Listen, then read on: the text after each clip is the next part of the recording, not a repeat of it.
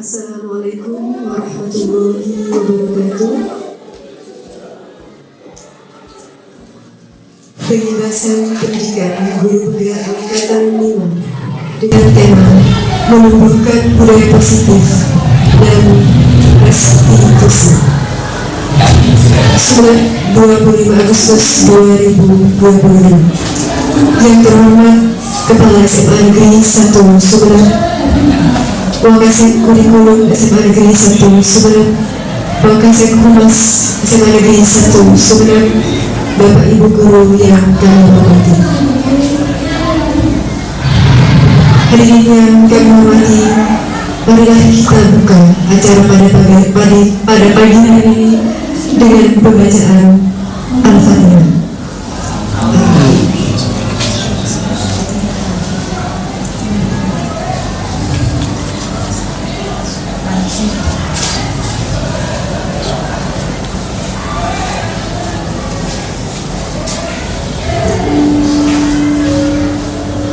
Hadirin, selanjutnya menyanyikan lagu Indonesia Raya yang dipimpin Ibu Ardiana. Hadirin dimohon berdiri.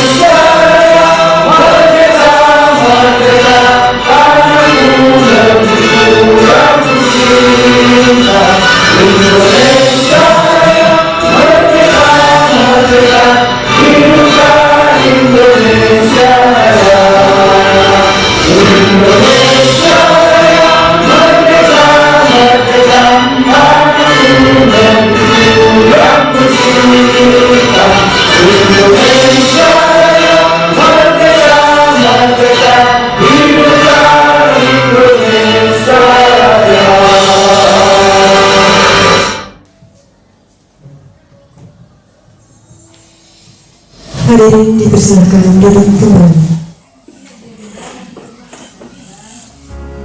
Bapak Ibu yang kami hormati, selanjutnya sambutan dari Kepala SMA Negeri 1 Sumeneb yang terhormat Bapak Dr. Adi Suparman kami persilakan.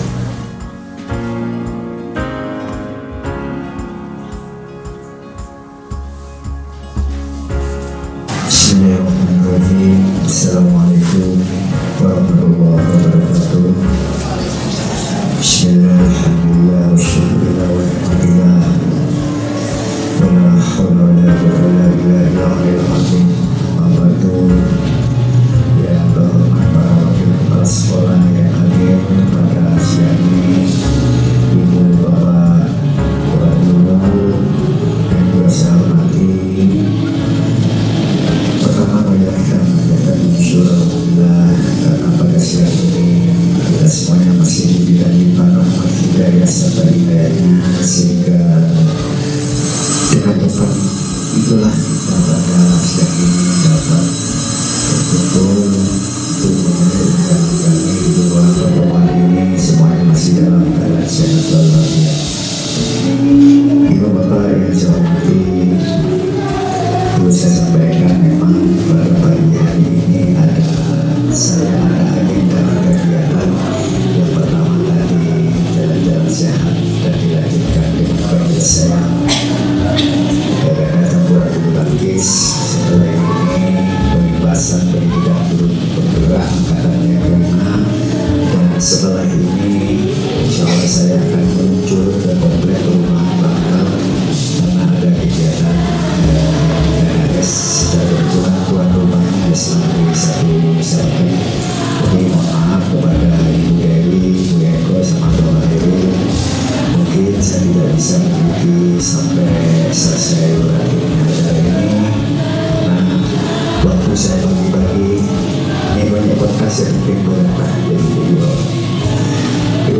yang saya hormati, memang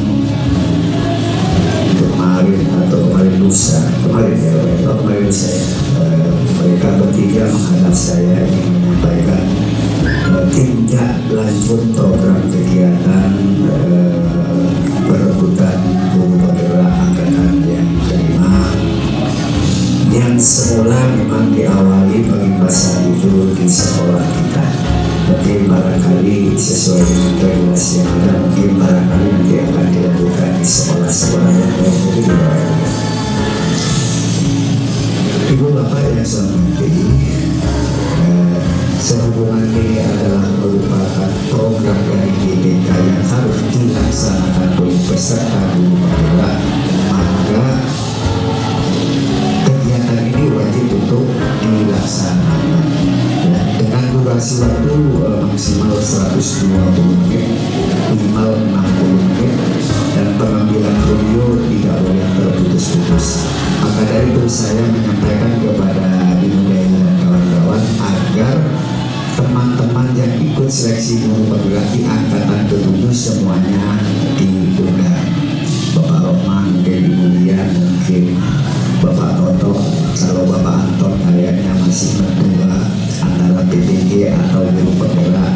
Tapi kalau sama-sama disuruh memilih, kayaknya memilih yang sifatnya menguntungkan kayaknya, walaupun sebenarnya kedua-duanya sama-sama menguntungkan, tapi kayaknya lebih menguntungkan yang PPG mungkin karena PPG itu menambah kesejahteraan daripada guru bila mana nanti dinyatakan lulus dalam mengikuti PPG itu.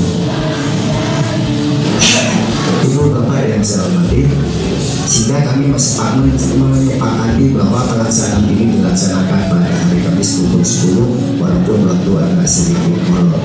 Dan nanti mungkin ketiga materi ini mungkin dibagi-bagi 20 menit, 20 menit, 20 menit, atau bisa 15 menit, 15 menit, 15 menit. Yang penting maksimal itu 120 menit, minimal 60 menit, insya Allah sudah terpenuhi. Ya.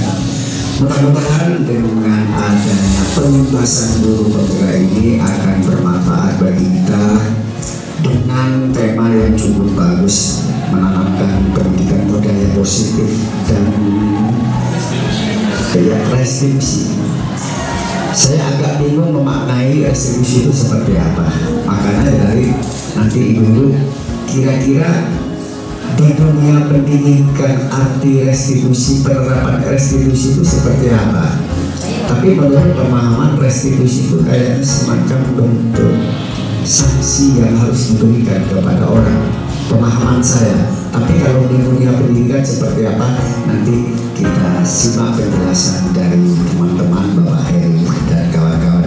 Tapi kalau budaya positif, insya Allah saya Ibu Bapak sudah paham.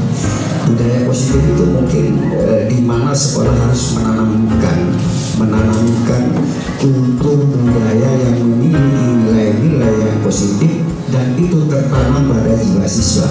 Itulah budaya positif. Sedangkan restitusi saya kurang begitu paham secara detail pada dunia pendidikan, kira-kira implementasinya seperti apa ya. Maka dari itu, karena ini mungkin merupakan pembelajaran paradigma baru, sehingga nanti kita ikuti bersama tema yang sudah dibangun oleh ketiga teman guru penggerak. Maka dari itu, seperti Pak Rahman dan kawan-kawan nanti juga akan melaksanakan seperti ini di perebutan guru penggerak di angkatan yang ke-7, sehingga tidak perlu kaget lagi karena ini sudah pernah dilaksanakan oleh teman kita di angkatan ke-5 dan insya Allah angkatan ke-7 seperti apa. Kemudian nanti yang terkait dengan masalah pembiayaan dan konsumsi itu adalah merupakan tanggung jawab dari sekolah kita, karena ini bagian dari peningkatan mutu pendidikan yang harus difasilitasi oleh sekolah, tidak harus dibebankan pada peserta guru penggerak. Ibu Bapak yang saya hormati, mungkin barangkali ini sambutan dari saya, karena ini adalah merupakan kegiatan pembebasan. Mungkin terlebih dahulu saya akan membuka sebelum ditutup oleh pembacaan doa. Dengan demikian maka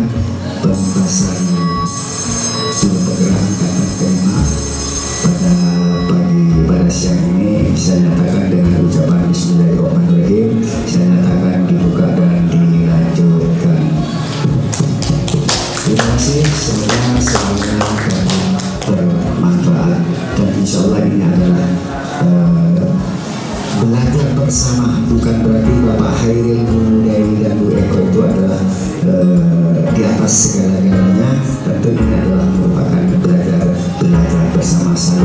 saling menukar informasi, guru penggerak seperti ini dan lain semacamnya. Tapi kalau saya menyimpulkan tema ini menyangkut dengan paradigma pembelajaran baru. Mungkin barangkali ini sambutan dari saya, kurang lebihnya mohon maaf. Wassalamualaikum warahmatullahi wabarakatuh.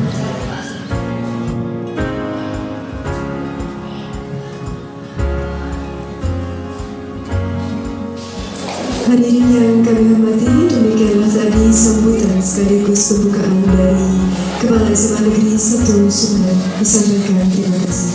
Selanjutnya pembacaan doa yang akan dipimpin Bapak Darwis. Kami persilakan.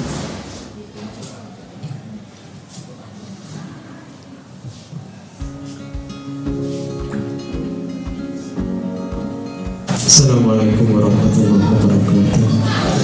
Mari kita berdoa bersama-sama dengan harapan acara ini membawa barokah bagi teman-teman guru yang hari ini menjadi calon guru penggerak dan bagi sekolah kita pada hadhihi niyah wa ala kulli niyatin shalih. Al-Fatihah. A'udzu billahi minasyaitonir rajim. Bismillahirrahmanirrahim. Alhamdulillahi rabbil alamin. Ar-Rahmanir Rahim. Maliki yaumiddin. Iyyaka na'budu wa iyyaka nasta'in. Ihdinas siratal mustaqim. Siratal ladzina an'amta 'alaihim ghairil maghdubi 'alaihim waladdallin. Bismillahirrahmanirrahim. Alhamdulillahi rabbil alamin. Hamdan syakirin, hamdan na'imin, hamdan yuwafi ni'amahu wa yukafi mazida. Ya Rabbana lakal hamdu kama yanbaghi li jalali wajhikal karim wa 'azimi sultanik. Allahumma salli ala sayyidina Muhammadin al-Fatih lima ughliq wal khatim lima sabaq nasiril haqq bil haqq wal hadi ila siratikal mustaqim wa ala alihi haqqa qadrihi wa miqdaril azim.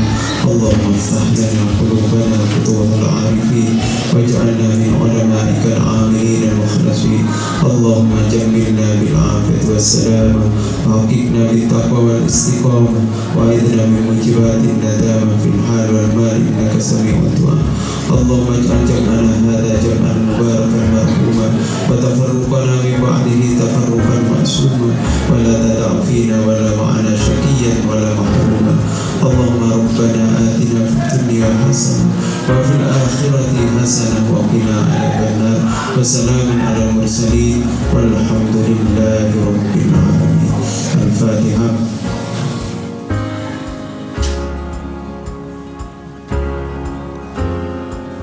Assalamualaikum warahmatullahi wabarakatuh.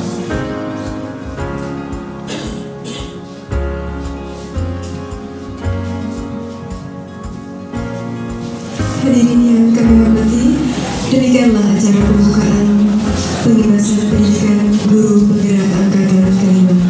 Saya sebagai pembawa acara mohon maaf apabila terdapat banyak kekurangan. Selanjutnya acara kami serahkan kepada Bapak Yulianto yang ditunjuk sebagai moderator. Assalamualaikum warahmatullahi wabarakatuh. Alhamdulillah alamin, kita berkumpul di ruangan pertemuan materi ini yang berkaitan dengan pengitasan pendidikan guru penggerak angkatan kelima, menumbuhkan budaya positif dengan restitusi. Dalam hal ini, teman-teman guru dari ketiga guru calon guru penggerak ini akan melakukan presentasi dan nanti mungkin akan ada dialog.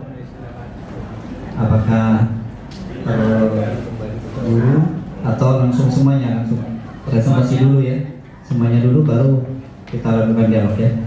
Baik, presentasi yang pertama akan dilakukan oleh Ibu Eko.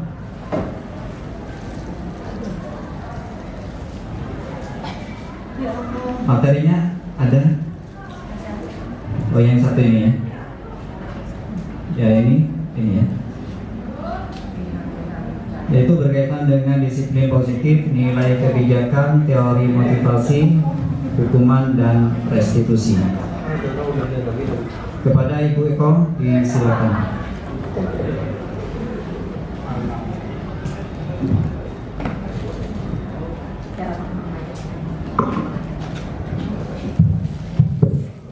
Assalamualaikum warahmatullahi wabarakatuh. Salam damai sejahtera, namo buddhaya, Om Swastiastu, Rahayu untuk kita semua yang ada di ruang pertemuan hari ini.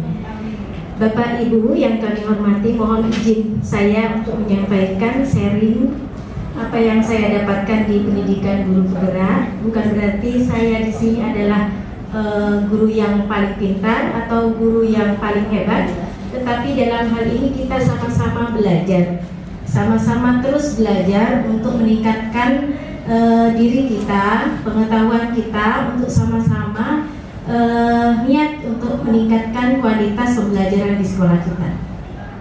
Baik Bapak Ibu, untuk selanjutnya next.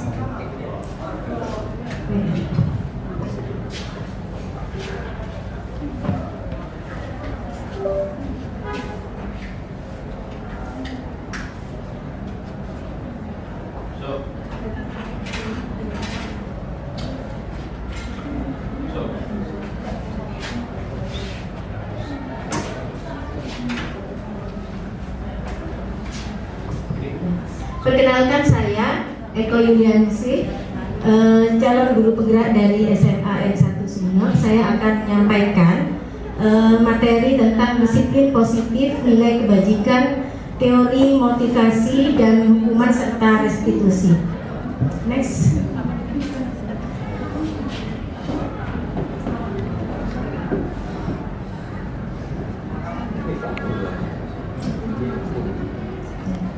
Bapak Ibu, di sini ada pertanyaan romantis yang mungkin saya ingin harapkan jawaban dari Bapak Ibu semua tentang apa yang kita pahami sebelumnya, sebelum kita belajar tentang disiplin positif dan teori restitusi. Apakah Bapak Ibu setuju dengan pernyataan di bawah ini? Hukuman dapat mendisiplinkan anak. Bagaimana Bapak Ibu? Setuju. Setuju. Setuju. Oke. Yang kedua, pemberian hukuman dengan hal positif seperti membaca atau membersihkan halaman sekolah dapat meningkatkan disiplin anak. Setuju. Ada yang tidak setuju? Ada. Atau ada yang setuju, mungkin bisa memberikan alasannya. Silakan yang setuju. Pak Hari setuju dan tidak setuju. Oh, ya Pak Anton tidak setuju. Silakan alasannya Pak Anton. Menurut saya untuk pemberian hukuman dalam bentuk membaca dan membersihkan halaman sekolah kurang setuju ya, karena bagi anak dampaknya adalah untuk disiplin itu akhirnya merasa takut begitu dari hukuman yang diberikan begitu. Itu mungkin. Dari kalangan yang setuju. Saya setuju. Oke, silakan Pak Hari yang setuju. Saya setuju karena membaca dan membersihkan halaman itu suatu hal yang positif. Jadi tanpa sadar itu adalah sebagai sebuah pembiasaan yang baik. Jadi kalau kita misalnya siswa melakukan suatu hal yang tidak disiplin lalu kemudian disuruh untuk membaca atau membersihkan halaman sekolah, bagi saya itu akan menumbuhkan karakter positif yang sesuai dengan P5 itu menurut saya. Oke. Terima kasih. Terima kasih Pak Anton, Pak Hari atas jawabannya. Ya, banyak hal yang mungkin awalnya kita itu menyadari bahwa paham, yakin bahwa disiplin itu akan terbentuk melalui hukuman. baik hukuman itu dalam bentuk hal karakter positif ataupun hal-hal yang mungkin berbentuk fisik. Baik, untuk yang ketiga, memberi penghargaan dapat meningkatkan motivasi belajar anak. Apakah Bapak Ibu setuju dengan pernyataan ini? Setuju, serempak, semua setuju bahwa penghargaan dapat meningkatkan motivasi anak untuk belajar. Oke, next Bu. Sikat setuju. Oh, tidak setuju. Oh ya, silakan. Yang tidak setuju gimana? Di satu sisi, kalau penghargaan itu diberikan terus-menerus untuk meningkatkan motivasi belajar anak, takutnya nanti motivasi anak belajar itu berubah ke untuk mendapatkan penghargaan. Jadi, iya, betul. Jadi tidak harus sebenarnya memberikan penghargaan, bisa memberikan kalimat-kalimat motivasi atau memberikan pujian atau bahkan memberikan suatu hal yang lebih bernilai positif misalnya untuk meningkatkan motivasi. Jadi saya seperti itu. Oke, Bapak Hari menyatakan kalau dengan penghargaan bisa saja suatu hari nanti jika tidak ada penghargaan, siswa kemudian tidak punya motivasi lagi untuk belajar. Ya, nasib. Mungkin pertama saya setuju penghargaan itu karena terkait dengan satu, kalau berbicara penghargaan kepada siswa tidak harus berbentuk materi saja. Jadi kita ucapan selamat, nilainya kamu terbaik. Artinya itu pun tidak akan atau berdampak negatif pada siswa, yang artinya nanti ujungnya siswa itu akan hanya mengejar penghargaan. Tidak, tapi penghargaan itu mungkin perlu kita jabarkan apakah penghargaan yang berupa materi atau sebatas spirit ucapan kita kepada siswa kita. Itu juga bentuk penghargaan. Jadi mereka berubah lebih baik, yang awalnya nakal kemudian berubah jadi lebih baik. Kita kan, saya senang loh, anak saya itu sudah berubah pada arah yang lebih baik dan perubahannya lebih positif lagi. Itu kan satu bentuk penghargaan. Ini mungkin yang perlu diperjelas di pertanyaannya. Terima kasih. ada yang tidak setuju, ada yang setuju. Memang pemahaman kita berangkat dari tidak sama.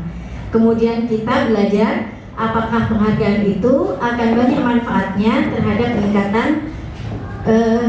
motivasi dari belajar siswa. Bapak Ibu, ada standar nasional pendidikan bahwa lingkungan yang positif sangat diperlukan agar pembelajaran yang terjadi adalah pembelajaran yang berpihak pada murid. Sebagaimana tertuang di dalam standar proses pada SNP pasal 12 bahwa pelaksanaan pembelajaran sebagaimana dimaksud pasal 10 ayat 2 huruf B diselenggarakan dalam suasana belajar yang interaktif, inspiratif, menyenangkan, menantang, memotivasi peserta didik untuk berpartisipasi aktif, memberikan ruang yang cukup bagi prakarsa, kreativitas, kemandirian, sesuai dengan bakat, minat, dan perkembangan fisik serta psikologis peserta didik. Jadi arah dari pendidikan paradigma baru adalah pembelajaran yang dicontohkan pada karakter-karakter yang disebutkan tersebut. Next, Bu. Ya. Perubahan paradigma kontrol, ilusi kontrol. Nah, yang jelas untuk melakukan sesuatu itu ada kontrol. Yang pertama, masih sebelumnya, Bu, sebelumnya. Ya, ya. Perubahan paradigma. Ini ada semacam bermain peran ya Bapak Ibu. Kegiatannya begini, kegiatan kepala tangan. Ada A dan B, dia ada 2 orang. Saya minta dari Bapak Ibu, ini ada kejutan, kita tidak rekayasa sebelumnya. A ini menyobek secari kertas kecil, kemudian menuliskan benda atau sesuatu yang sangat berharga untuk A. Jadi A ini misalnya saya minta tolong untuk Budian sebagai A. A menuliskan benda yang sangat berharga menurut Budian. Kemudian B, setelah menuliskan, letakkan di salah satu tangan dan genggam benda sesuatu yang bernilai itu. Kemudian buatlah sebagai kepalan. Saya minta tolong juga untuk B. B ini saya minta tolong Pak Rohman misalnya. Pak Rohman sebagai B akan mencoba dengan sekuat tenaga dengan berbagai cara untuk meminta Budian memberikan benda tersebut. Benda tersebut adalah benda yang sangat berharga menurut Budian. Ingat, benda tersebut adalah benda yang sangat berharga. Pak Rohman meminta agar Budian memberikan benda yang sangat berharga. Paksa. B bisa membujuk, B bisa mengancam, B bisa menghardik, bisa merayu, bisa menyuap, apa saja agar Budian membuka kepalan tangannya. Silakan mungkin ke depan. Rayu. Pak Rohman tidak, hanya meminta Budian memberikan pada Pak Rohman. Ini adalah benda dan sampai lepas dia pokoknya.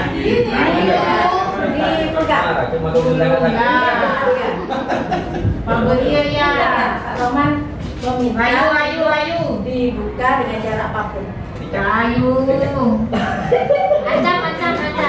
Ancam kalau nggak mau dirayu. Suap. Jangan kalau suap. Pegawai negerian apa? Kamu kan punya sesuatu yang kamu pegang. Siap. Ini kan kok bagus seperti ini? Kenapa?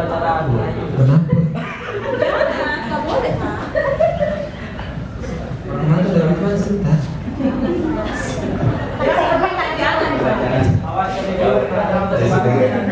Nanti kalau kamu kasih ke saya kasih sesuatu rahasia. Boleh sih, nanti kejutan buat kamu. Kamu sendiri tadi pokoknya. Coba lihat dulu. Bapak bilang dulu. Ini benda sangat berharga tuh. Siapa ini? Ismail.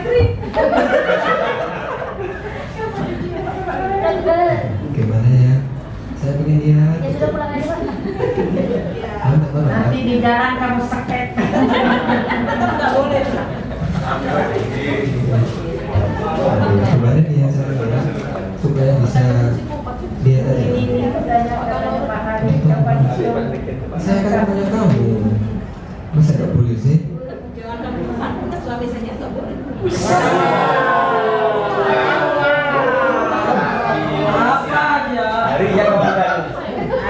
Iya Pak. Ya sekarang apa kalau dinyatakan tidak puas? Gimana caranya Pak? Gimana caranya? Sudah merayu nggak bisa. Nggak bisa berhasil. Berarti tidak berhasil Pak Rohman. Kalau dipaksa, Ancam di luar tahu sendiri aja. Tangannya tarik aja, buka aja Pak.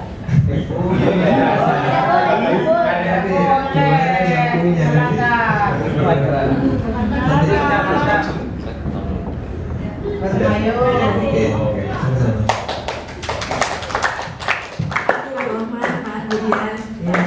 Oke, next Bapak Ibu, paradigma bahwa tadi dengan teori di zaman itu bahwa ada beberapa perubahan paradigma teori kontrol atau ilusi kontrol ya.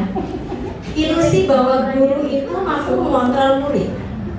Nah, sementara kalau murid tidak mengizinkan untuk dikontrol oleh guru, maka murid tidak mau mungkin dikontrol, kecuali murid sudah memberikan izin untuk dikontrol oleh guru.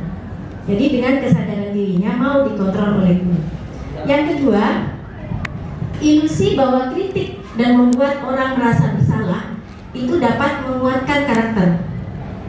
Padahal ini adalah identitas karakter yang gagal. Karena apa? Dengan kritik dan membuat orang merasa bersalah, kemudian dia akan menjadi orang karakter yang dia itu tidak bisa berhasil. Dia akan selalu gagal. Saya adalah orang yang gagal. Saya adalah orang yang tidak pernah bisa. Saya adalah orang yang tak mampu. Saya selalu berbuat salah, seperti itu. Jadi tidak bisa menguatkan karakter positif. Kemudian ilusi bahwa semua penguatan positif itu efektif dan bermanfaat. Ya, bahwa penguatan positif itu efektif dan bermanfaat, ini tentunya bisa kita kuatkan bahwa penguatan positif ini dan bermanfaat kemudian kita gunakan untuk kegiatan pembelajaran. Kemudian ilusi bahwa orang dewasa itu memiliki hak untuk memaksa. Jadi sebagai orang tua, sebagai guru, kita beranggapan bahwa kita boleh maksa, padahal mereka juga punya jiwa, punya kemerdekaan. Jadi kita wajib untuk menjaga, menghormati apa yang mereka yakini dan mereka pahami, bahwa mereka adalah pribadi yang punya kemampuan, punya pemahaman yang mungkin perlu kita hargai, pemahaman yang dimiliki. Next, Bu. Nah, ini adalah perbedaan ada antara perubahan paradigma stimulus respon dengan teori kontrol, Bapak Ibu, bahwa untuk melakukan sesuatu pasti ada stimulus atau teori kontrol. Ini perbedaan, siapa sih yang sesungguhnya memiliki kontrol? Untuk stimulus kontrol, kita mencoba mengubah orang agar berpandangan sama dengan kita. Tetapi kalau teori kontrol, itu kita berusaha memahami pandangan orang lain tentang dunia. Jadi kita berusaha untuk memahami pandangan orang lain tentang dunia. Kemudian yang kedua, perilaku buruk itu dinilai atau dilihat sebagai suatu kesalahan.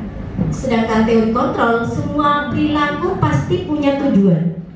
Jadi apa yang dilakukan oleh anak itu adalah ada tujuan untuk memenuhi apa yang dia butuhkan, yang nanti mungkin untuk 5 kebutuhan dasar dari setiap manusia akan disampaikan oleh Bapak Hairil. Orang lain bisa mengontrol saya untuk stimulus respon, tapi kalau teori kontrol hanya Anda yang bisa mengontrol diri Anda. Jadi kok misalnya tadi dengan bermain peran bahwa Pak Rohman bisa mengontrol Budian untuk melakukan hal yang diminta, tapi kalau Budian itu punya keyakinan bahwa dia yang punya diri untuk mengontrol dirinya sendiri dan punya keyakinan hanya memberikan barang berharga itu pada seseorang yang dia percayai. Karena akibatnya kalau kita itu memaksakan atau mengontrol orang lain, maka hal yang mungkin menyakitkan atau dendam bisa terjadi. Seperti misalnya, untung Pak Rohman itu bukan orang yang memaksa, jadi dia merayu saja. Jadi seandainya memaksa, maka bisa saja kemudian menjadi marah, kemudian dendam kepada Pak Rohman. Saya bisa mengontrol orang lain. Teori kontrol itu mengatakan bahwa Anda tidak bisa mengontrol orang lain. Kemudian stimulus respon menjelaskan bahwa pemaksaan ada pada saat rujukan gagal, ya, untung tidak dilakukan. Jadi saat rujukan gagal tidak dilakukan, dia tidak menggunakan stimulus respon. Tetapi kolaborasi dan konsensus menciptakan pilihan-pilihan baru. Itu untuk teori kontrol. Kemudian model menang, berpikir menang kalah. Ya, kalau saya dapat menang, jadi kalau sudah berpikir menang kalah berarti saya kalau dapat menang, kayak gitu. Kalau saya tidak mendapatkan apa yang Budian miliki, saya kalah. Itu adalah teori stimulus kontrol. Tetapi kalau teori kontrol ini adalah menang-menang, tidak ada yang kalah. Jadi sama-sama menang, tidak ada yang merasa dirugikan ataupun mengakibatkan hal yang negatif. Nah, ini disiplin positif, Bapak Ibu. Ada teori kontrol, teori pilihan menurut William Glasser, bahwa Anda tidak bisa mengontrol orang lain, hanya Anda yang bisa mengontrol diri Anda. Ini ada makna disiplin. Makna disiplinnya adalah belajar kontrol diri dengan menggali potensi kita agar tercapai tujuan mulia, yaitu sesuatu menjadi seseorang yang kita inginkan berdasarkan nilai-nilai yang kita hargai. Jadi dengan tujuan yang mulia. Tujuannya adalah agar tujuan mulia. Kemudian semua perilaku itu memiliki tujuan. karena memiliki tujuan, nanti akan muncul teori motivasi yang akan kita jelaskan selanjutnya. Ada motivasi dari luar, motivasi ekstrinsik, ada motivasi intrinsik. Untuk motivasi ekstrinsik itu bisa karena takut hukuman, untuk menghindari hukuman, untuk mendapatkan imbalan. Jadi kamu, saya mau belajar untuk pelajaran kimia karena Pak Ferry kalau mengadakan ulangan yang nilai tertinggi diberi uang 50.000 seperti itu. Itu motivasi ekstrinsik. Tapi kalau motivasi intrinsik itu adalah untuk menghargai diri sendiri. Saya belajar untuk saya agar saya mampu menguasai mata pelajaran ini dengan baik. Jadi ada kepercayaan, nilai-nilai di sini yang ada, yang merupakan kebajikan universal yang nanti akan muncul nilai-nilai kebajikan ini untuk disepakati untuk keyakinan kelas dan juga yang akan dilanjutkan oleh Bapak Heri nantinya. Kemudian model berpikir menang-menang, kolaborasi dan konsensus itu menciptakan pilihan-pilihan baru. Ini akan muncul jadi 5 posisi kontrol yang akan nanti dijelaskan oleh Ibu Dewi. Ada posisi kontrol penghukum, pembuat rasa bersalah, posisi kontrol guru sebagai teman, posisi kontrol guru sebagai pemantau, posisi kontrol guru sebagai manajer. Yang akhirnya posisi kontrol guru sebagai manajer ini akan ada langkah segitiga restitusi dalam menyelesaikan permasalahan. Kemudian realitas kebutuhan kita berbeda, kita berusaha memahami bahwa pandangan orang lain tentang dunia. Kemudian setiap orang memiliki gambaran berbeda-beda, itu berhubungan dengan kebutuhan dasar manusia. Jadi setiap orang punya kebutuhan dasar yang berbeda. Nanti kebutuhan dasar manusia itu seperti apa? Nanti akan dijelaskan oleh Bapak Heri. Seperti bertahan hidup, kemudian kebutuhan untuk mendapatkan kebebasan, kemudian kebutuhan untuk mendapatkan kesenangan, kemudian kebutuhan untuk dihargai atau mendapatkan penghargaan dan sebagainya. Apakah makna disiplin? Disiplin ini berartinya belajar ya. Jadi disiplin itu adalah belajar. Jadi kalau misalnya penerapan disiplin itu tidak ada dampak pada siswa setelah pelaksanaan disiplin itu untuk belajar, maka makna dari kata ini masih belum tercapai. Pada Ibu Eko, waktu kurang 2 menit ya. Oke. Bisa next, Bu? Ada nilai-nilai kebajikan. Nilai-nilai kebajikan ini yang mungkin akan kita yakini sehingga mendorong motivasi dari diri seseorang untuk melakukan sesuatu.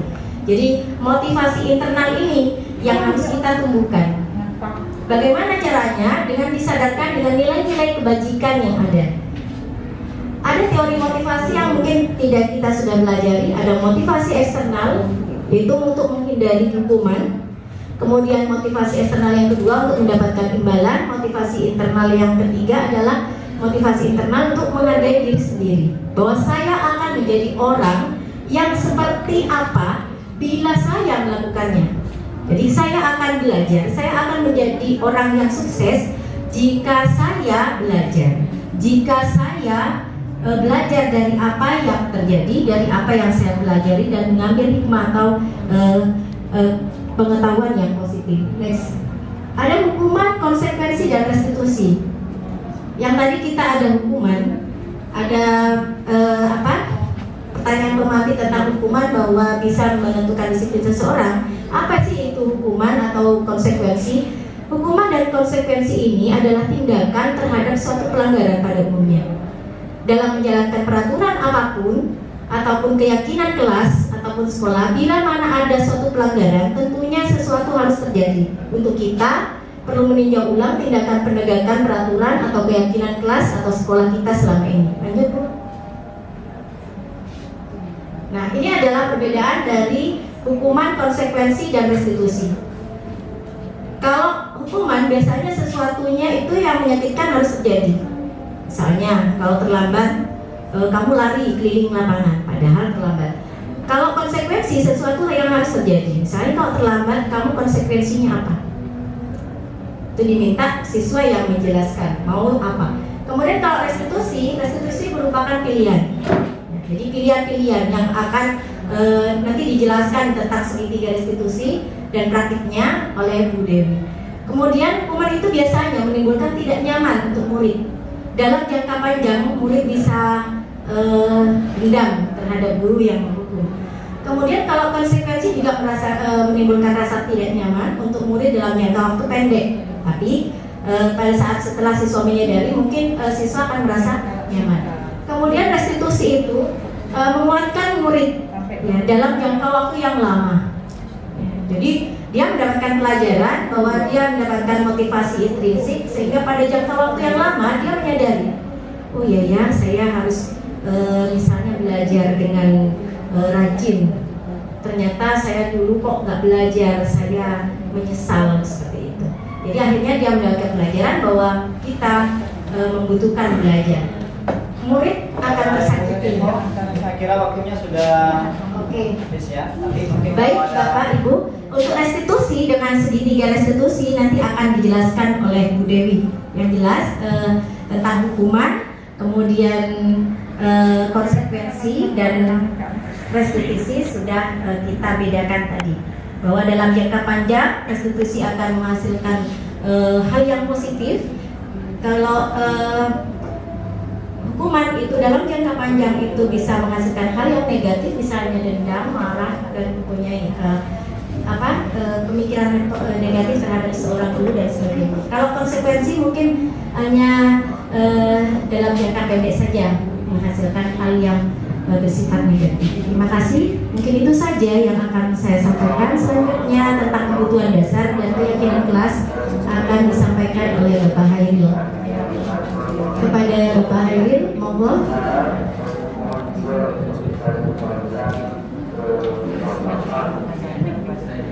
Jadi silakan kepada Bapak Hairil. Ini materinya berkaitan dengan keyakinan kelas dan kebutuhan dasar manusia. Dan sebelumnya terima kasih kepada Ibu-Ibu yang telah menyampaikan berkaitan dengan presentasinya. Ya, yang berjudul Disiplin positif. Kalau dalam istilah sosiologi ini disebut pervasi ya. Jadi kebiasaan yang perlu dilakukan, tapi tentunya kebiasaan yang bersifat positif. Kemudian di sini ada juga nilai kebijakan, teori motivasi eksternal internal, termasuk antaranya ada hukuman dan konsekuensi. Itu ada perbedaan tadi sudah dijelaskan, dan termasuk antaranya bagaimana melakukan sebuah restitusi. Untuk selanjutnya silakan kepada Bapak Hairil untuk mempresentasikan pesannya.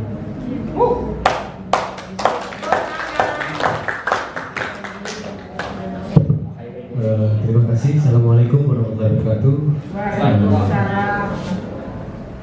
Kita langsung aja Bapak Ibu ya. Saya sebenarnya mohon maaf yang sebesar-besarnya pada Bapak Ibu ya, bukan bermaksud menggurui, apalagi mungkin ketika berada di depan usia saya yang masih paling kecil, paling muda ya.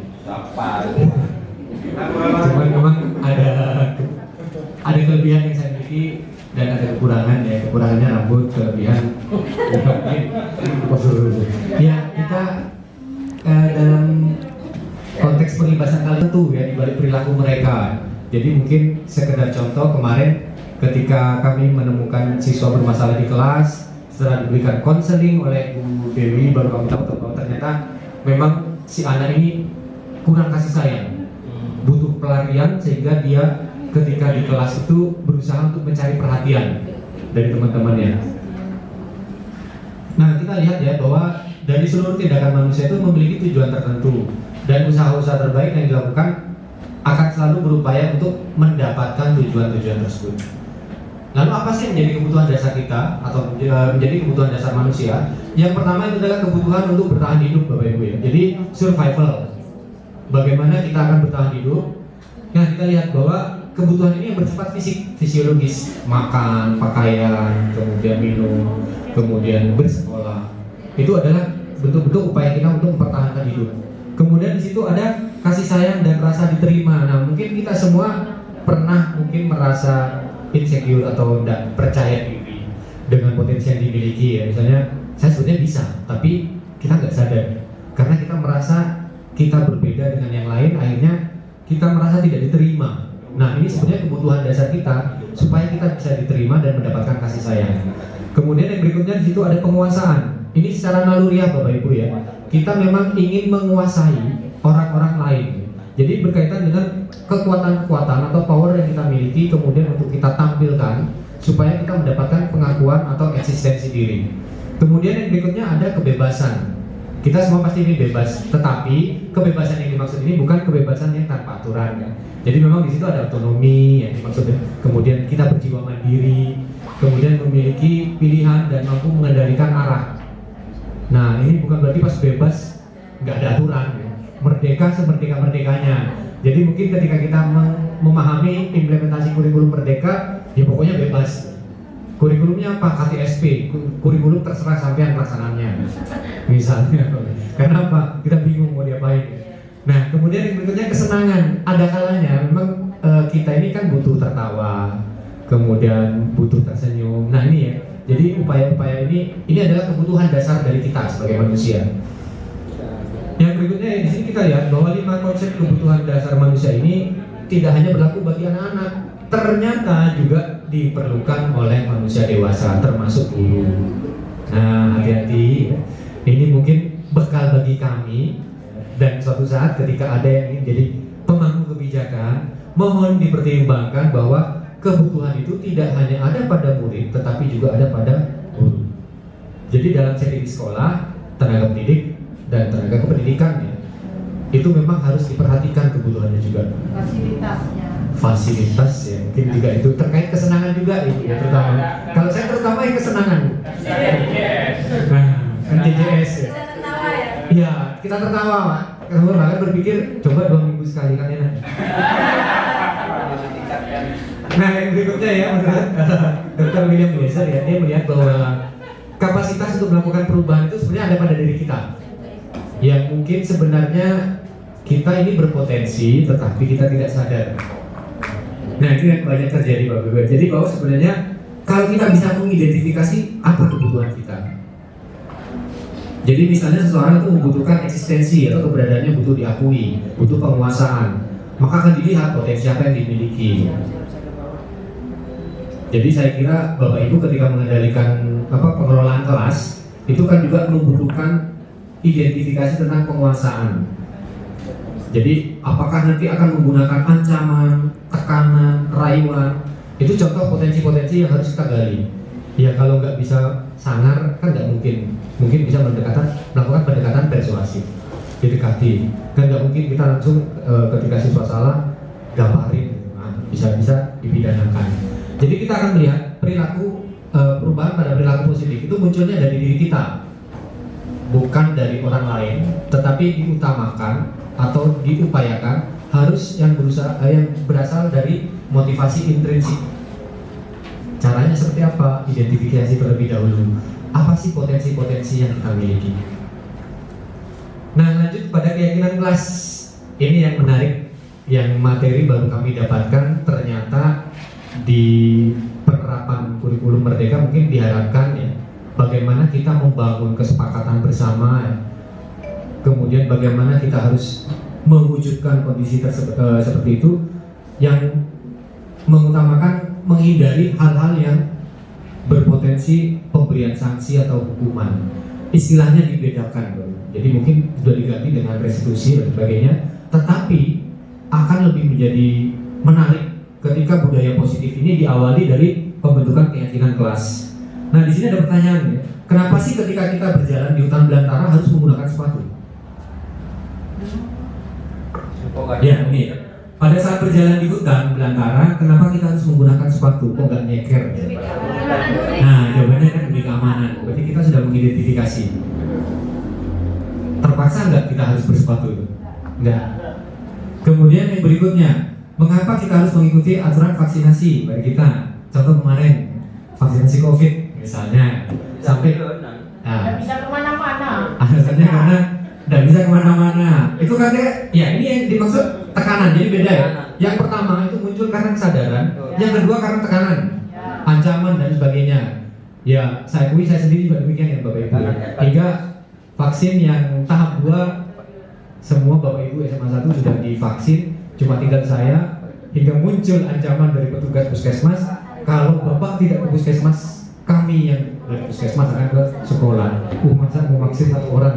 Nah, ini contoh Jadi yang pertama muncul karena kesadaran, yang kedua muncul karena tekanan atau ancaman, paksaan.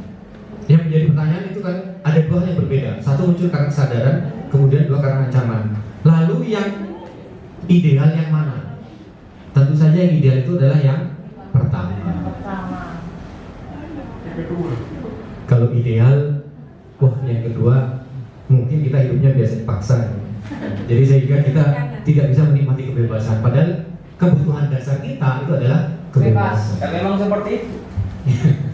Ya, yang berikutnya ini apa sih yang dimaksud dengan keyakinan ya? Jadi keyakinan yang dimaksud ini secara universal itu dapat diinterpretasikan bahwa nilai-nilai kebajikan universal yang telah disepakati, baik tersirat ataupun tersurat, terlepas dari unsur-unsur yang ada di kehidupan sehari-hari. Misalnya apa? Terkait dengan suku, negara, bahasa, atau agama. Jadi ada nilai-nilai yang memang kemudian kita terima, baik itu tertulis atau tidak tertulis, baik yang menjadi peraturan atau menjadi kesepakatan yang karena itu kita anggap baik kemudian kita laksanakan, terlepas dari urusan agama, negara, suku, ras, agama, dan atau golongan. Kemudian nilai-nilai kebajikan tersebut ini menekankan pada keyakinan seorang supaya nih ya memunculkan motivasi dari dalam atau motivasi intrinsik. Jadi kalau kita sadar bahwa aktivitas itu baik atau kegiatan itu baik, maka kita akan melakukan hal tersebut sehingga menjadi proses pembiasaan. Nah mungkin Pak Toto akan lebih paham karena ini biasanya menggunakan pendekatan-pendekatan yang digunakan dalam ilmu sosiologi. Kemudian yang berikutnya, nilai kebajikan itu akan menjadi landasan. Ini yang terpenting bagi kita yang kelak ingin menjadi pemangku kebijakan atau menjadi pejabat di sekolah. Jadi ketika ingin menentukan visi dan misi dari sebuah institusi, maka harus berlandaskan nilai-nilai kebijakan, nilai-nilai kebajikan universal. Jadi nilai-nilai kebajikan universal banyak. Kalau di kita sudah membiasakan ya, pagi kita membaca kitab suci, membaca Al-Quran, kemudian menyanyikan lagu Indonesia Raya. Nah ini contoh nilai-nilai kebajikan universal yang kita terima. Jadi nilai-nilai tentang cinta tanah air, kemudian nilai-nilai tentang religiusitas, dan ini dibiasakan. Walaupun pada awalnya memang menjadi suatu paksaan, tetapi kan di sini masih berbentuk peraturan. Nah, sebisa mungkin kemudian ini dihilangkan atau dikurangi, tetapi lebih mengarah pada bentuk kesepakatan bersama tanpa harus ditulis. Jadi nilai-nilai kebajikan itu pada akhirnya akan diterima secara universal. Dia lepas dari urusan agama, budaya. Nah, terlihat kan di sekolah kita memiliki keragaman. Kita tidak bisa membatasi bahwa siswa di sekolah kami itu harus beragama Islam, tidak boleh. Tetapi kita melihat dalam praktik keseharian, siswa kita beragam. Siswa kita berbineka. Jadi sesuai dengan tujuan dari profil pelajar Pancasila, kita berkebinekaan global. Yang berikutnya kita ketika ingin membentuk keyakinan sekolah atau keyakinan kelas, mungkin ini kita bisa mulai dari sekarang ya Bapak Ibu ya. Jadi bagaimana ketika kita menjadi wali kelas, kita membuat kesepakatan dulu dengan anak-anak kita di kelas. Apa sih yang harus diperhatikan? Jadi yang pertama, keyakinan kelas itu harus bersifat lebih abstrak. Jadi gambaran-gambaran ideal. Kemudian yang kedua, keyakinan kelas itu harus berupa pernyataan-pernyataan yang universal atau pernyataan-pernyataan yang umum. Misalnya tidak boleh membuang sampah sembarangan. Kena denda. Nah, mungkin dilanjutkan dengan apa konsekuensi yang akan diterima ketika kita melanggar kesepakatan tersebut. Kemudian pernyataan dan keyakinan kelas ini senantiasa dibuat dalam bentuk yang positif. Jadi diupayakan kita tidak memaparkan hal negatifnya terlebih dahulu, tetapi kita sampaikan hal-hal positifnya. Jadi contoh, tidak membuang sampah di kelas biar tidak terjadi banjir, wabah penyakit dan sebagainya. Jangan langsung kita tidak membuang sampah di kelas, bagi yang melanggar didenda. Nah itu nanti mengarah kepada peraturan, bukan keyakinan kelas. Nah yang berikutnya, keyakinan kelas ini sebaiknya berbentuk sesuatu yang dapat diterapkan dan mudah. Contoh sederhana ya, kita masuk jam 5.50 misalnya, kemudian pagi diawali dengan kegiatan membaca kitab suci, membaca Al-Quran. Setelah itu menyanyikan lagu Indonesia. Jadi setelah menyanyikan lagu Indonesia Raya mungkin akan ditambah dengan gerakan baru atau aktivitas baru, misalnya apa? gerakan literasi, membaca selama 5 menit atau 10 menit. Sehingga ketika ini nanti menjadi kebiasaan, itu akan menjadi perubahan positif. Kemudian yang berikutnya, semua warga kelas di sini harus berkontribusi. Jadi kita semacam mengadakan permufakatan dengan murid-murid kita di kelas kita tentang apa yang harus kita lakukan terkait dengan budaya positif. Jadi tujuannya di sini memang menghindar dari munculnya tekanan-tekanan atau ancaman-ancaman yang lebih mengarah kepada pembiasaan-pembiasaan yang mengarah munculnya kepada motivasi internal sehingga kita terbiasa melakukan budaya positif. Kemudian ketika kesepakatan itu sudah disusun, maka mohon ditinjau ulang kembali kira-kira disepakati atau tidak. Nah, kalau di kami biasanya ketika dalam proses pelaksanaan kegiatan pendidikan guru penggerak, pada saat awal biasanya fasilitator atau pengajar praktik itu akan menyusun kesepakatan. Kita akan menyusun kontrak. Jadi mungkin hal ini sudah diterapkan di kampus, kontrak kuliah. Jadi apa yang harus dilakukan? Nah, mungkin sudah saatnya di tingkatan pelajar kita juga mulai dikenalkan supaya terbiasa. Untuk Bapak Heri, waktu kurang 3 menit. Ya, terima kasih Bapak Moderator. Kemudian berikutnya ini ya prosedur-prosedur pembentukan keyakinan sekolah atau kelas. Di situ silakan Bapak Ibu melibatkan seluruh murid, kemudian melakukan pencatatan dan terhadap masukan-masukan, kemudian menyusun keyakinan kelas itu sesuai dengan prosedur. Bapak Ibu boleh nanti memanfaatkan media-media yang ada dengan membuat poster, kemudian ditempel di kelas. Kemudian jangan lupa untuk meninjau kembali ya daftar curahan hati dari siswa. Terkadang kita ada kecenderungan menganggap bahwa siswa itu harus menerima, tetapi dia tidak boleh menyampaikan kebutuhannya seperti apa. Nah, ini perlu didiskusikan ya. Kemudian setelah keyakinan kelas ini dibuat, maka semua itu dipersilahkan untuk menaati. Kemudian untuk mengingatkan kembali itu kemudian ditempel di dinding kelas. Kemudian kegiatannya, contohnya ya Bapak Ibu ya. Jadi ada kegiatan tampak atau tidak tampak. Nah, misalnya seperti apa? Contoh ya, menjaga ketertiban kelas, lawannya adalah membuat gaduh di kelas. Nah, nanti kita buat kesepakatan. Jadi apa yang disebut dengan keyakinan kelas kita susun bahwa 1. Menjaga ketertiban kelas, 2. Menyapa teman dan guru, kemudian mengembalikan pinjaman dan mengucapkan terima kasih. Nah, ini hal yang mulai hilang Bapak Ibu ya. Sepertinya kita sulit untuk mengucapkan terima kasih ketika kita memang pernah dibantu oleh orang. Lupa. Agak berat sepertinya sekarang itu. Kemudian yang berikutnya tentang bekerja, tekun bekerja dan menyimak guru, menyerahkan tugas tepat waktu dan memberikan hasil terbaik. Nah, ini lawannya jangan dilakukan tugasnya asal-asalan, kemudian tidak melakukan mengerjakan tugas, atau bahkan tidak mendengarkan guru dan acuh tak acuh. Kemudian rasa diterima dan dimiliki. Nah, terkadang di kelas kita, kalau kita tidak mengontrol bagi Bapak Ibu yang menjadi wali kelas, maka murid-murid kita biasanya akan membentuk klaster-klaster atau kelompok-kelompok kecil di dalam kelasnya. Nah, ini yang berbahaya. Maka di sini harus melibatkan seluruh anggota kelompok. Ketika ada kegiatan, silakan Bapak Ibu jangan sampai menciptakan kelompok-kelompok baru di dalam kelasnya dan upayakan mereka mengenal dan bisa saling menerima. Kemudian ketika ada temannya sakit, dijenguk. Kemudian komentar-komentarnya harus berbesar hati, tidak ada bullying.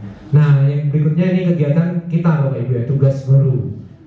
Nah, guru tugasnya seperti apa? Mengajar. Ini perlu kita sampaikan. Sedangkan murid tugasnya apa? Ya belajar. Dan begitu juga sebaliknya.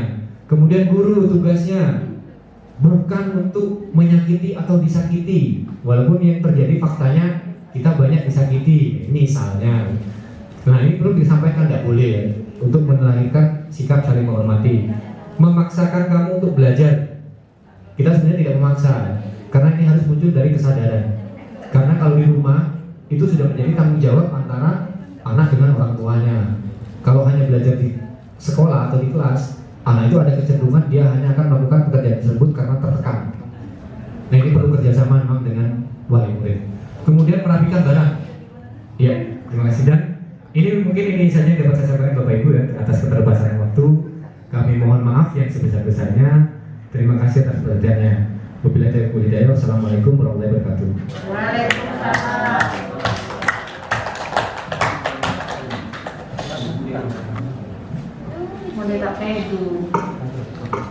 Baik, terima kasih kepada Bapak Heri yang telah memaparkan presentasinya berkaitan dengan keyakinan kelas dan kebutuhan dasar manusia.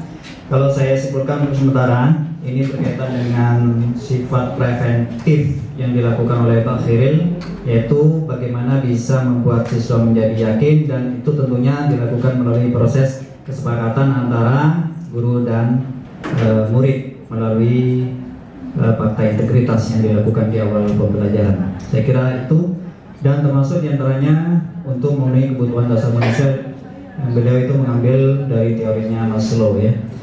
Untuk selanjutnya kepada Ibu Hari Utami akan memaparkan berkaitan dengan 5 posisi kontrol guru dan segitiga restitusi. Kepada Ibu Hari Utami saya berikan waktu 20 menit untuk memaparkan presentasinya.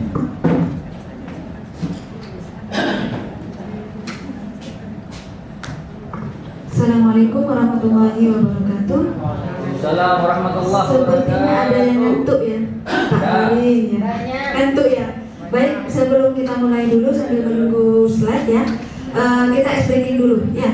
Kalau misalnya pagi itu kita tepuk 2 kali ya. Kalau siang itu tepuk 1 kali, kan sudah loyo ya. Kalau malam kita tepuk setengah. Jadi kalau pagi, kalau saya bilang pagi, kalau saya bilang siang, kalau saya bilang malam, gini ya. Baik.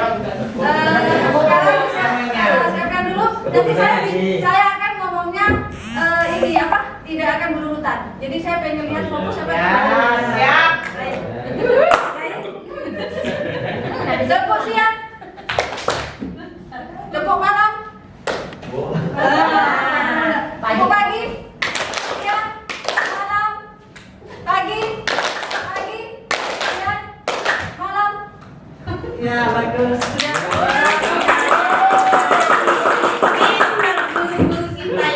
Jadi kita supaya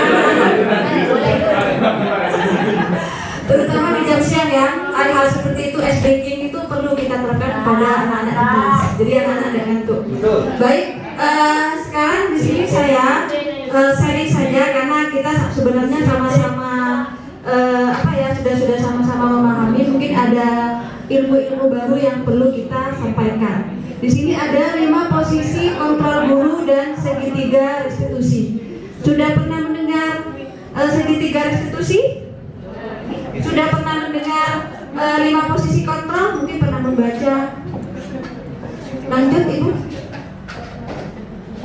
Ini berdasarkan pada teori kontrol ya, sudah yang disebutkan tadi, Dr. William Glasser itu bahwasanya menyatakan bahwasanya dikembangkan oleh Diana Gassen, berkesimpulan ada 5 posisi kontrol yang diterapkan oleh seorang guru.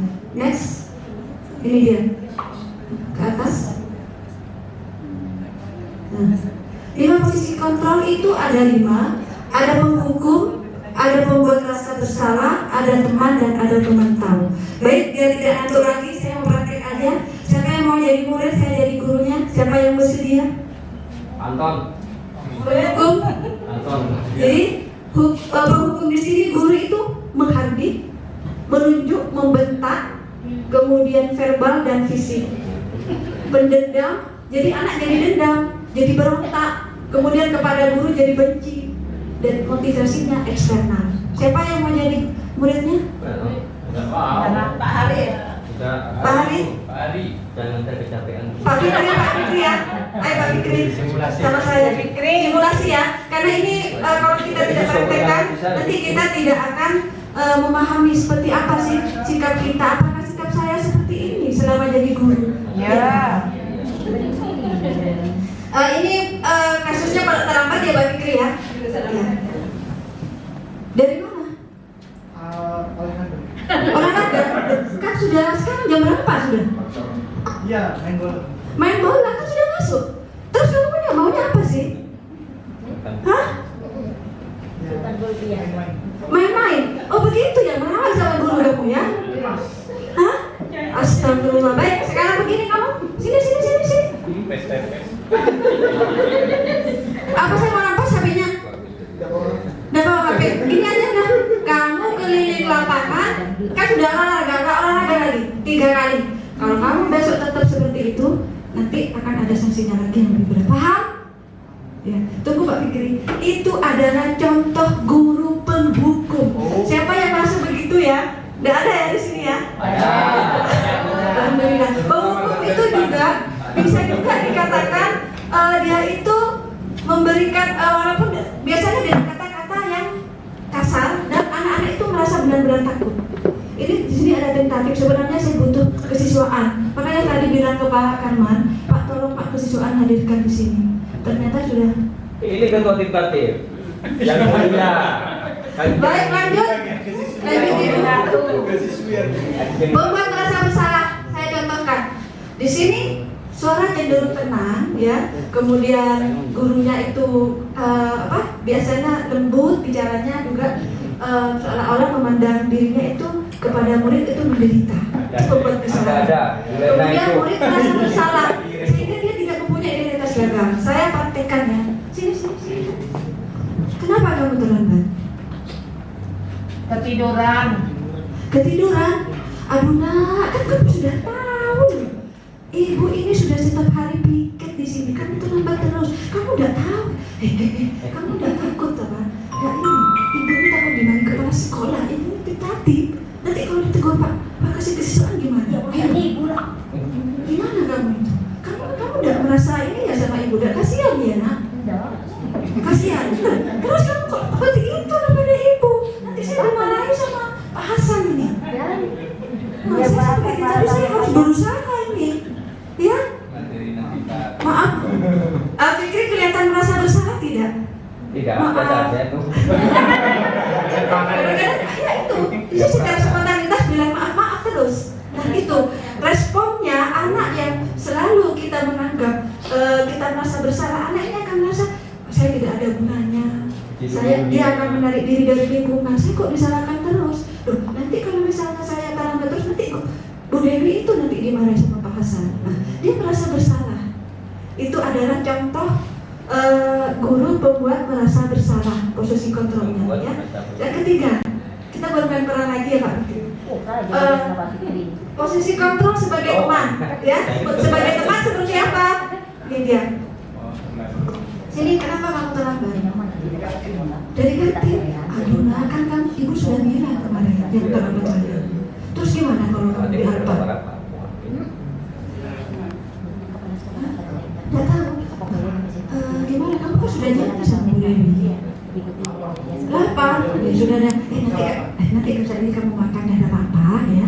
Tapi setelah ini absennya sudah sama ibu, nanti sama ibu tak ganti aja dah. Tapi besok kamu janji ya. Salah aja ya Bu. Teman. Jadi ini versi guru teman.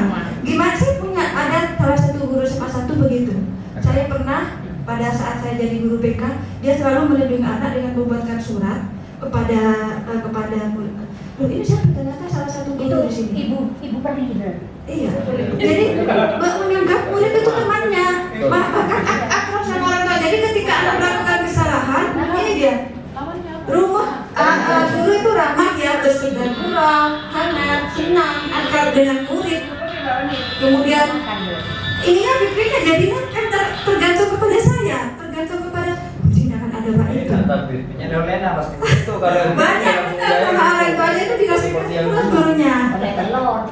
Betul. Jadi anak ini bisa lemah, dia tidak tergantung kepada saya terus. Itu adalah motivasinya dari motivasi ekstensif. Berarti anaknya ini posisi kontrol ini adalah sebagai teman, ya.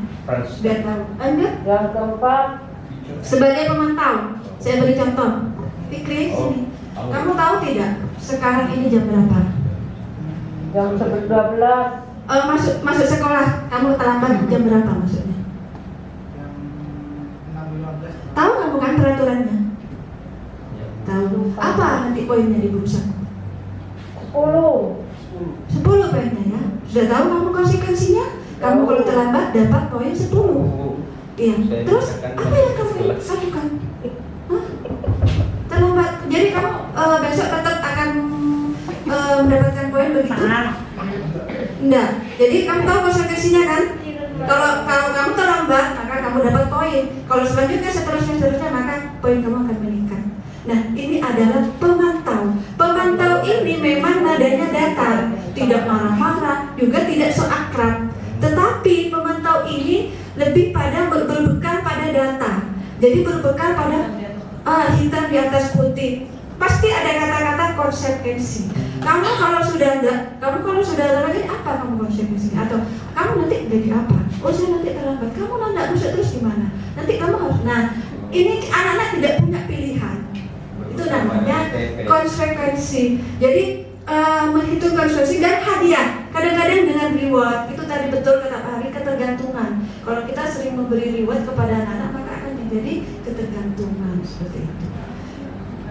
Motivasinya ekstrinsik. Nah, ini yang terakhir, manajer Bu, di atas Bu. Nah, posisi kontrol itu manajer. Ayo saya praktekkan seperti apa manajer. Ini BK-nya keluar, ini BK-nya. Ya, gimana BK-nya?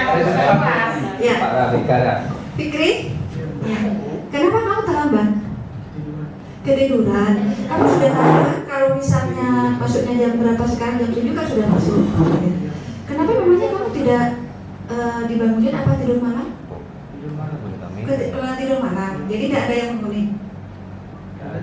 Tidak dengar. Jadi begini. Jadi kamu tahu tidak bahwasanya itu adalah sesuatu hal yang merugikan. Apa yang kamu rasakan dengan kamu terlambat terus? Takut ya. Terus kemudian dengan terlambat kamu akan menjadi anak yang bagaimana? Iya.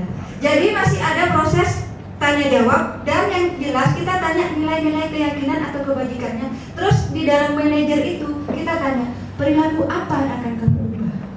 Itu. Jadi kamu tidur siang. Jadi besok kamu tidak mau terlambat ya. Jadi apa yang akan kamu lakukan dari supaya menjadi lebih baik? Tidur lebih awal. Apa yang kedua nak? Kalau misalnya sekitar bangun lebih pagi, terus berangkat sebelum pagi. Iya bagus. Itu. Ini anak-anak kan juga pilihan. Jadi ketika kita tanya kamu maunya apa? Saya beda dengan penghukum tadi lagu satu arah. Ambil HP-nya, kamu terlambat. Kerjaan jangan Jadi ya, jadi bedanya antara itu semua. Monggo silakan duduk Pak Fikri. Selamat untuk Pak Fikri ya, sudah memerankan murid memang murid kita ya. Sekarang sudah jadi teman. Iya, jadi begini Bapak Ibu.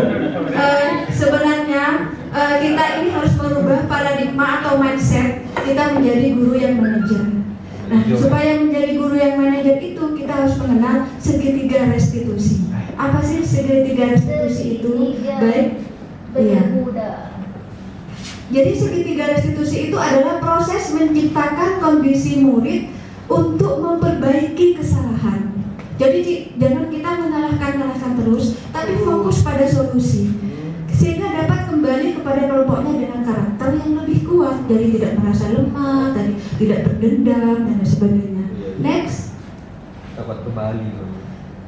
Jadi segitiga restitusi itu merupakan dialog yang dilakukan oleh guru atau orang tua kepada siswa dengan cara menghasilkan murid untuk mandiri dan bertanggung jawab. Seperti yang kan tanpa sampel atau wali kelas pasti menghadapi anak yang bermasalah, baik itu bolos pada pelajaran, baik itu terlambat dan lain sebagainya. Jadi segitiga restitusi itu menstabilkan identitas untuk membuat anak yang merasa gagal karena berbuat salah menjadi positif terhadap dirinya. Nanti saya praktekkan. Kemudian kesalahan kebutuhannya, membantu siswa mengenali kebutuhannya ketika mengalami kesalahan. Tadi Fikri itu kebutuhannya apa yang kurang?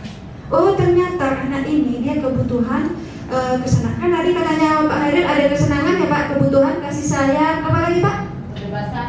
Kebebasan, kemudian ada 5 kan? Dan ya itu kita sebagai seorang guru mereka-rekan. Ini tadi Fikri kekurangan apa? Yuk, tadi kekurangan kebutuhan apa itu Fikri? Bisa saja orang tuanya tidak bangunkan, ya. Kurang apa lagi? Kesenangan dan lain sebagainya.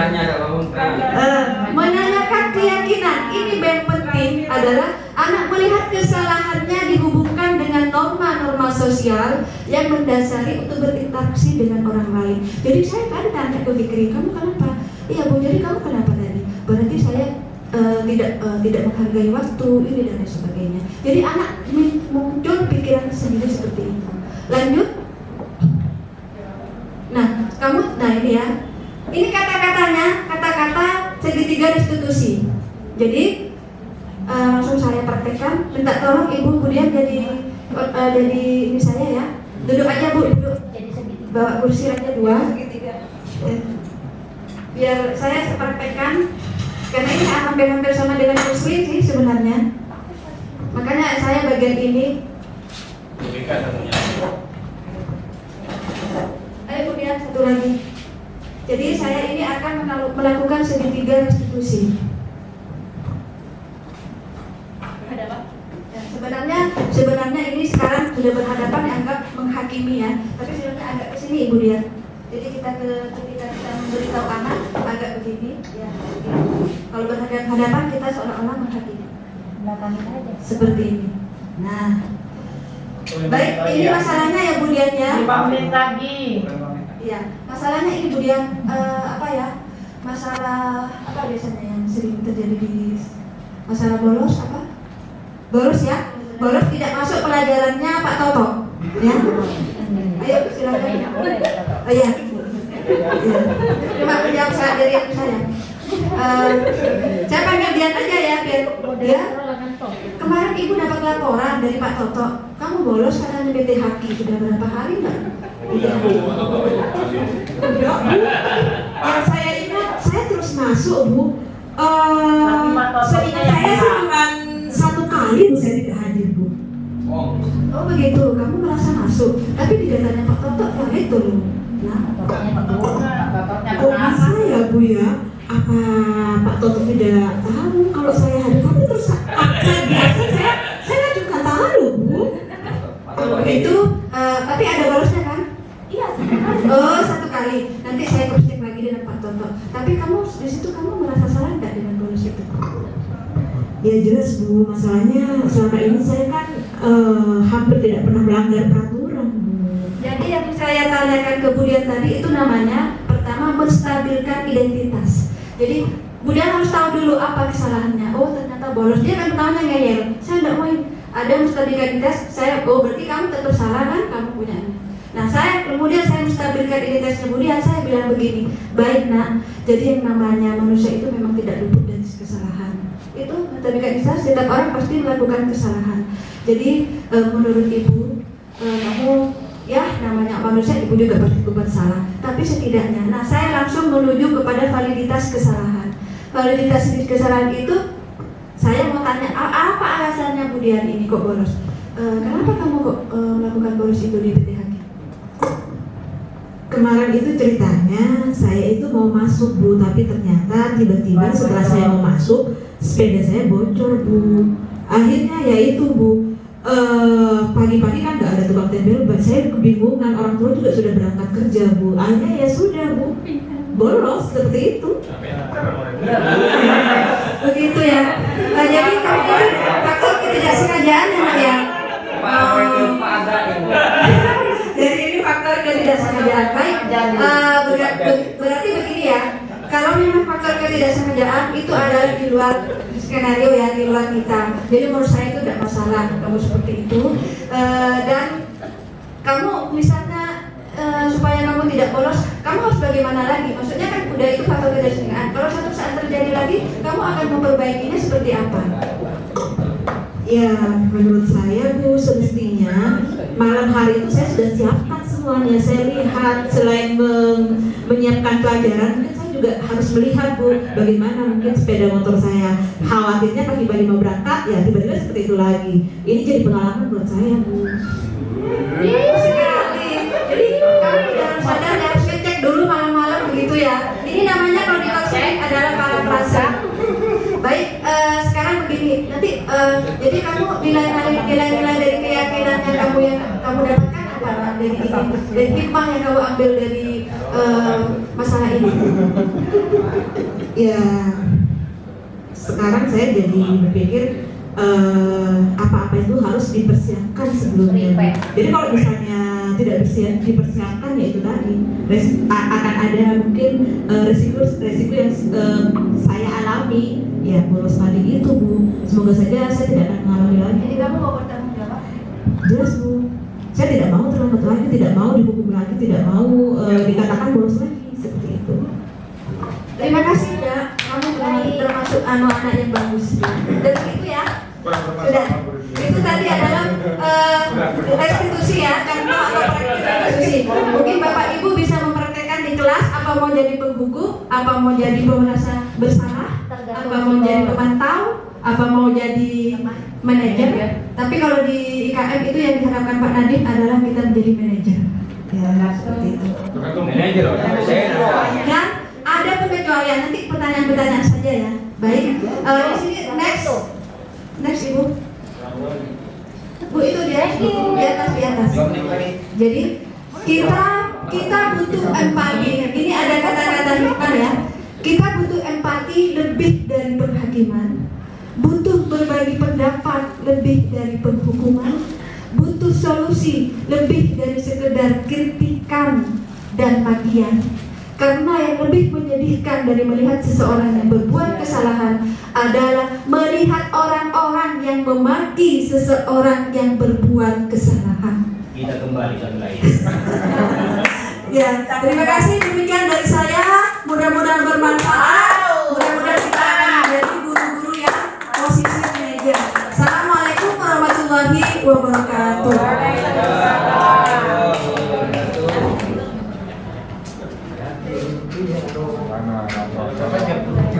Ya, terima kasih kepada Bapak Ibu pemateri yang telah memaparkan presentasinya.